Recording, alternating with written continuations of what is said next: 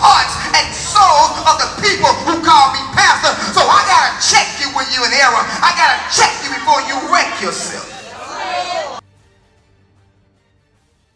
Deal with the call to build our communities. Let me start out by quoting Cesar Chavez, which was an American civil rights leader. He was not African American, but he was a part of the civil rights movement dealing with the economic system in America. And listen what Cesar Chavez said. He says, "We cannot seek achievement for ourselves and forget about progress and prosperity for our community. Our ambitions must be broad enough to include the aspirations and needs of others for their sakes and for our own." What he was saying is, to much given, much expected. I cannot shout and praise God for blessing my life and then keep the blessings in-house. Whenever God does for you, you are obligated to do for others. If you are a real believer, you shout over your blessings, but you use your blessings as a mean to bless others. Is there anybody in this house today, you've made your mind up that everything God blessed me with, I'm going to use it to be a blessing to other people? Has anybody here made your mind up, I'm not going to be selfish in my praise, I'm not going to be selfish in receiving. Whatever God blessed me with, I'm going to use it to transform my community and my family. In the book of Nehemiah, if you have a Bible, please stand with me. In the book of Nehemiah, chapter 2, verse number 2. In the book of Nehemiah, chapter 2, verse number 2. We began reading Nehemiah chapter 2, verse number 2. Y'all good back there? Nehemiah chapter 2, verse number 2. So the king asked me, why does your face look so sad when you are not ill? This can be nothing but sadness of heart. Nehemiah says, I was very much afraid, but I said to the king, may the king live forever. Why should my face not look sad when the city where my ancestors are buried lies in ruins and its gates have been destroyed by fire? The king said to me, what is it that you want?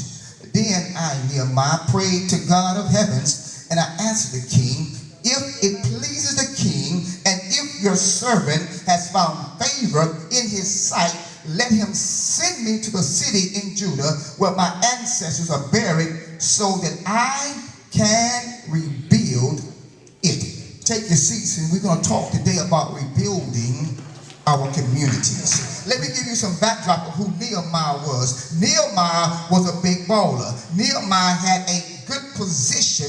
He worked for the king. Nehemiah had the opportunity to be in the presence of the king every day. Nehemiah had risen to top status in his profession. Nehemiah was a cupbearer, but he wasn't just a cupbearer.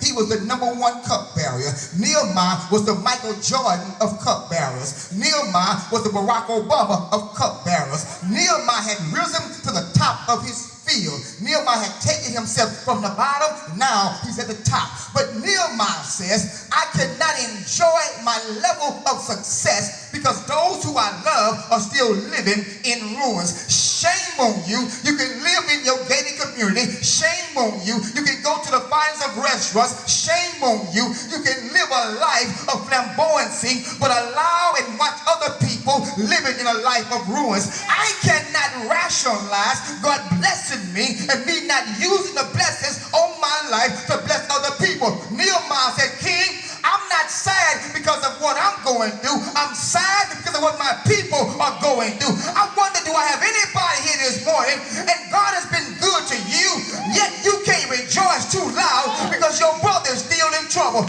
You can't rejoice too loud. Your sister's still lost. Is there anybody here with the heart of God? It'll cause your call to be stirred up. Yes, Lord.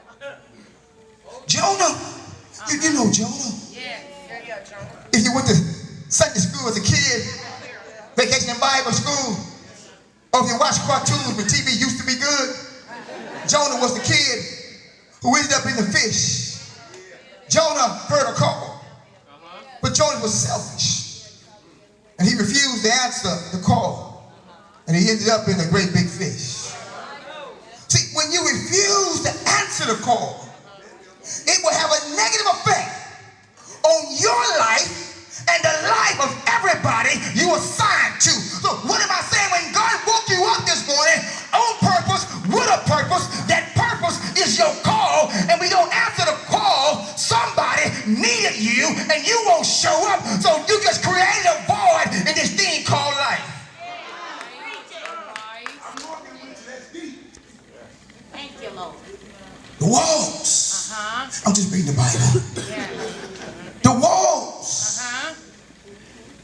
The walls which protected the community. The walls which gave structure and infrastructure to the community. The walls were the economic and political and educational and church system. The walls had come crumbling down. Paint this picture. When the walls came down, that meant the community was daily at risk. Because when the walls came down, the enemy could come in and cause havoc. When the walls came down, chaos showed up. So much comfort.